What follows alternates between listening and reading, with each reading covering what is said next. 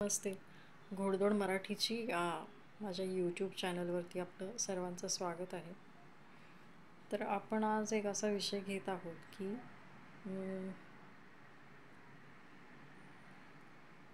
लोकांशी संवाद साधताना आपण जे भान ठेवलं पाहिजे, त्या गोष्टींचं भान सध्या कोण ठेवते की नाही ही जरा शंकेचीच बाब आहे. कारण लोक आजकाल कशीही एकमेकांशी कनेक्टेड होत आहेत. म्हणजे सोशल मीडियावरती असू दे किंवा समोरासमोर जेव्हा आपण एकमेकांच्या समोरासमोर असतो तेव्हा इतके मितभाषी झालेत लोक की समोर आलेल्या माणसाशी काय बोलावं हे 2 मिनटं विचार करावा लागतो आता सगळ्यांना. कारण बोलायसारखे विषयच नाहीत कोणाकडे किंवा वेळही नाही आहे. तसं बघायला गेलं तर प्रत्येकजण आपापल्या व्यापामध्ये इतका गर्क आहे की समोरच्यासाठी कोणालाही वेळ नाही किंवा ते गृहीतच धरलेलं नसतं की आज आपल्यासमोर एखादी ओळखीची व्यक्ती आली तर आपण त्याच्याशी काय संवाद साधायचा. पूर्वी लोक कसे असायचे की मुद्दाम वेळ काढून एकमेकाला भेटायचे. पण आता सध्याची परिस्थिती बघितली तर आपण अचानक कोणाच्या तरी समोर जातो हे त्यांनी गृहीतच धरलेलं नसतं की आपण त्याच्या ओळखीच्या व्यक्तीपैकी एक आहे आणि आपण जर त्याच्यासमोर गेलो किंवा त्याच्या घरी गेलो तर त्याला आपल्याबरोबर बोलायला वेळ आहे की नाही किंवा तिला आपल्याबरोबर बोलायला वेळ आहे की नाही हे आपण सांगू शकत नाही. काय बोलावं समोरच्याशी हा एक मोठा यक्ष प्रश्न आता सगळ्यांच्या समोर आहे. कारण जे काय आहे ते आपण सोशल मीडियावरती पोस्ट करून रिकामं होतो. आपल्याला जे वाटतं ते स्टेटसमधून आपण सांगत असतो. पण समोर आल्यानंतर काय बोलायचं? समोर आल्यानंतर आपण शांतच बसतो.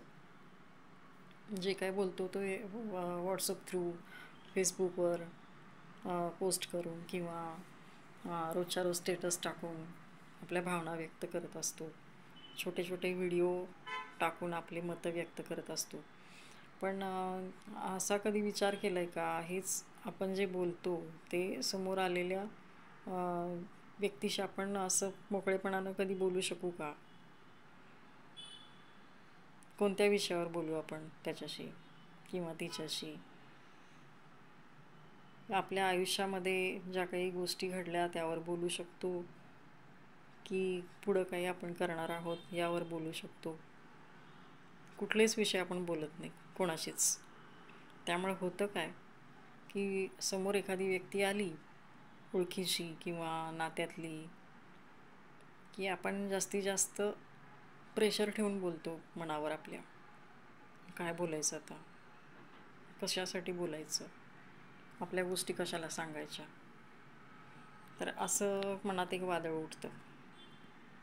तर त्यावर पर्याय म्हणजे की मुळात तुम्ही फोन कॉल आता विसरलेले आहे सगळेजण.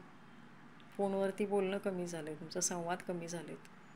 त्यामुळं तुम्हाला फक्त आता मेसेंजर व्हॉट्सअप एवढेच म्हणजे मीडियावरती बोलणं एवढंच तुमचे पर्याय राहिलेले आहेत आत्ता सध्या तरी. मला तर वाटतं मी खूप कमी कॉलवर बोलते आणि व्हॉट्सअप पण कमी यूज करते आणि मेसेंजर पण. जे काय असेल ते फेसबुकवरती जे आपण विरंगुळा म्हणून जे काही पोस्ट आलेले आहेत कॉमेडी किंवा रील्स असतात ते बघून पोस्ट करणे, कोणाला तरी आवडेल वगैरे लाईक करतील हे पण काय असं डोक्यात नसतं. पण आपल्याला आवडलं चला शेअर करूया, कोणाला तरी आनंद होईल आपल्यामुळे. सगळेच शेड्यूल हेक्टिक असतं सगळ्यांचं. निराशा असते कोणाच्या आयुष्यामध्ये, कोण डिप्रेशनमध्ये असतात. तर काही कॉमेडी रील शेअर करून आपण थोडंसं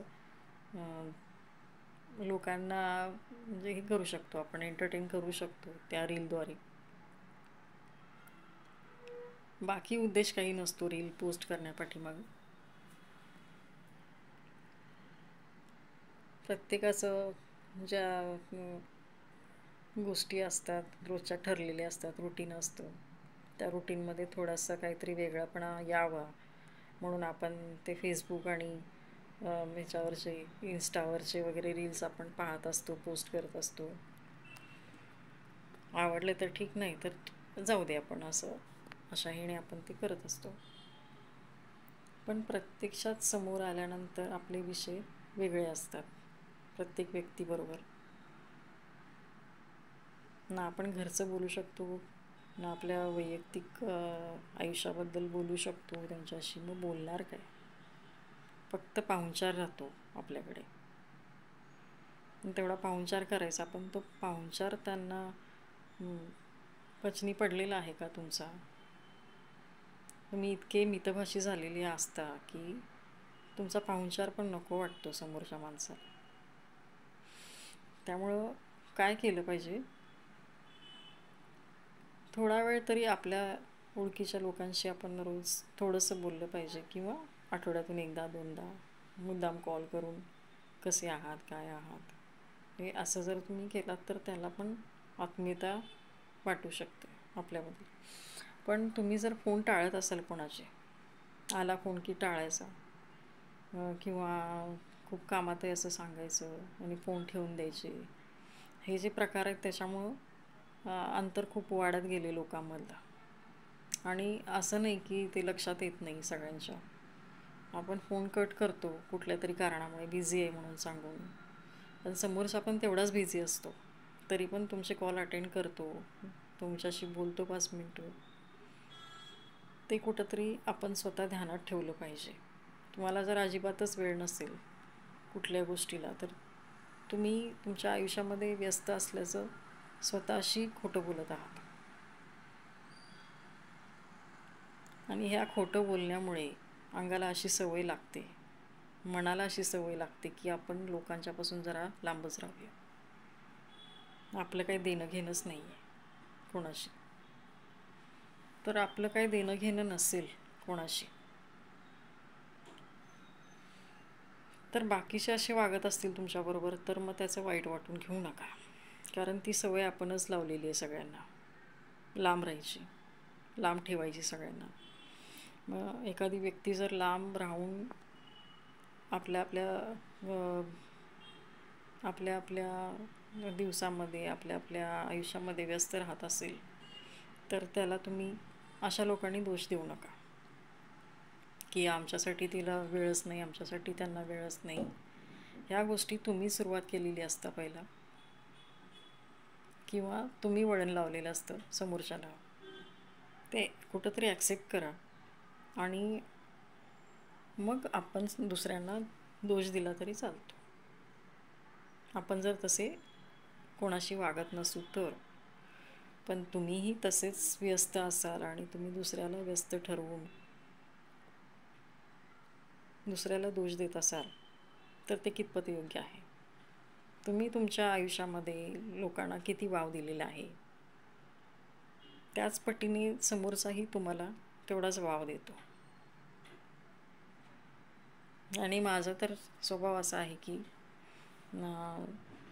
सुरुवात तुम्ही करा, शेवट मी करेन, असा स्वभाव असल्यामुळे मी कधीच सुरुवात करत नाही कुठल्या गोष्टीची, आणि कोणाला करूही देत नाही तसं बघायला गेलं तर. आणि माझ्या अवतीभोवती सगळी चांगली लोक आहेत, कम्युनिकेशन चांगलं आहे सगळ्यांचं. सांगायचं असं आहे की जे कम्युनिकेशन ठेवत नाहीत त्यांच्याशी तुम्हीही कम्युनिकेशन ठेवू नका, जबरदस्तीनं लादू नका स्वतःला दुसऱ्यावर. तुमच्याशी जे कनेक्टेड राहतात ते कसंही कनेक्टेड राहतात. तुम्ही नाही जरी बोललात तरी ते स्वतः फोन करतील, स्वतः बोलतील तुमच्याशी, पण व्यस्त कधी राहणार नाहीत तुमच्यासाठी, वेळ काढून बोलतील. पण आता सध्या मला असं वाटतं की आपण नको सगळ्यांशी कमी बोलायला पाहिजे, कारण प्रत्येकजण आपापल्या आयुष्यामध्ये व्यस्त आहे. आपण कशाला दुसऱ्याचा वेळ काढून घेऊया तेवढा. पण ते पण थोडंसं चुकतं आहे असं वाटतं मला. बोलायला हवं सगळ्यांशी, पण ते आपण जर फोन करून इतरांशी बोललो तर ते कितपत त्यांना आवडणारं असेल किंवा नसेल, हा पण एक प्रश्नच आहे. त्यामुळं जशास तसं हाच एक पर्याय आहे. कोणी बोलत नसेल तर आपणही शांत बसू, आणि कोणी बोलत असेल तर त्यांच्याशी आपण बोलू. पण सुरुवात करणं हे माझ्या स्वभावात नाही आहे, नसल्यामुळं माझ्याशी जे बोलतील त्यांच्याशीच मी बोलत असते. आणि जेव्हा पण बोलते तेव्हा पॉझिटिव्हच बोलते. भले मी व्हिडिओज टाकत असेन वेगळ्या वेगळ्या विषयावरती, पण समोर आलेल्या माणसाशी नेहमी व्यवस्थितपणानंच मी कनेक्टेड होते, राहते. त्यात काही वाद नाही, कारण जे माझ्यासमोर येतात ते त्यांना मी पॉझिटिव्हच बघते नेहमी. निगेटिव्ह लोकांना पण मी पॉझिटिव्हच घेते नेहमी, कारण जे काही निगेटिव्हिटी आहे त्यांच्यामुळं आपण भोगलेली आहे, त्यातून काहीतरी पॉझिटिव्हच होतं नेहमी माझ्या बाबतीत. त्यामुळे त्याबद्दल पण मला कधीच वाईट वाटत नाही. तर सर्वांनी असाच ॲटिट्यूड ठेवला पाहिजे की जे होते ते चांगल्यासाठी होते, जे बोलतात आपल्याशी ते चांगल्या पद्धतीनंच आपण घ्यायचं. म्हणजे वाईट निगेटिव्ह बोलतात आपल्याबद्दल त्यांना हां बाबा निगेटिव्हच होणार आहे, तुझ्या मनासारखं होऊ दे, पण ॲक्च्युली ते उलटं पडलेलं असतं त्यांच्यावर, त्यांना ते समजत नाही. त्यामुळे आपण नाराज व्हायचं नाही. ते निगेटिव्ह बोलले असले तरी आपलं पॉझिटिव्हच घ्यायचं कधी पण. थोडंसं मनाच्या चिंध्या होतात, मनाचा राग होतो, पण सावरणारा तो आहे, तोपर्यंत काळजी करायची गरज नाही. आणि सगळ्यांनाच दैवी साथ असते असं माझं मत आहे. कुठं ना कुठं तरी आपण पूजा करत असतो देवाची नित्यनेमाने, तर देव आपल्या पाठीशी नेहमी असतो. त्यामुळे अशा गोष्टींची कधीच काळजी करायची नाही की कोण बोललं कोण नाही बोललं, काही गरज नाही. कारण आपण आपल्या मुलांच्यावर फोकस केला पाहिजे.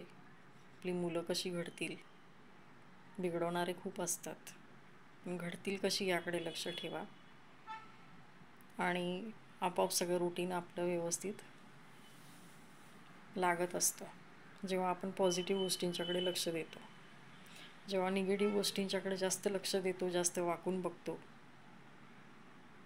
तेव्हा आपल्याला जवळ असणारं अंतर पण खोलदरीसारखं दिसतं. त्यामुळे त्या गोष्टीकडे बघताना पॉझिटिव्हलीच घ्यायचं.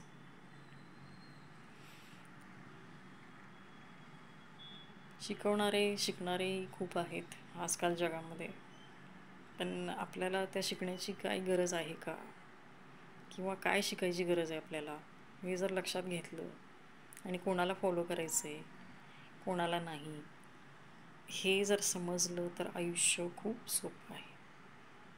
नाहीतर मग खोलदरीच आहे. जेवढे वाकून बघाल तेवढे खाली खोल गर्तेत अडकाल. त्यापेक्षा जवळ आहे त्याच्यावरच विचार करा, त्यातून कशी वाट काढायची आहे त्याचा विचार होईल आपोआप. त्यामुळे अवघड काही नसतं आयुष्यामध्ये. जे काही अवघड आहे ते त्याला सोपं करणं पण आपल्या हातात असतं. थोडंफार नसतं. त्याला मग वेळेची साथ मिळावी लागते, वाट बघावी लागते काही गोष्टींची. त्यामुळं आहे त्या गोष्टीमध्ये समाधानी राहणं, आणि जे नाही आहे, जे मिळवायचं आहे त्या गोष्टीसाठी प्रयत्न करणं आपल्या हातात असतं. त्यामुळं नक्की या गोष्टींचा विचार करा, आणि काही चांगलं सुचलं तर मला कळवत चला. धन्यवाद.